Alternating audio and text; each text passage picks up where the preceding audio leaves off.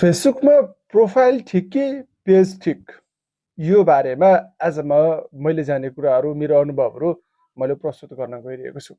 प्रोफाइललाई नै professional dashboard on गरेर पेजमा कन्भर्ट गरिएको एउटा, र अर्को हुन्छ प्रोफाइलबाट नै पेज क्रिएट गरिएको, दुईवटा कुराहरू हुन्छन्। यो दुईवटा कुराको बारेमा म तपाईँलाई सरस्वती बताउन गइरहेको छु।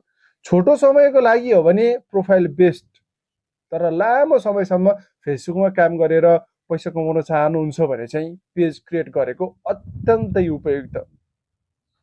र दोस्रो कुरा, प्रोफाइलमा चाहिँ अलिकति फलोवर्स चाँडै बढाउन सकिन्छ, किनभने फ्रेन्ड्स नै के हुन्छ त फलोवर्समा कन्भर्ट हुन्छन्, र पेजमा भने फ्रेन्ड्स चाहिँ फलोवर्स नहुने भएको कारणले फलोवर्स बढाउन यसलाई चाहिँ अलिकति टाइम लाग्छ।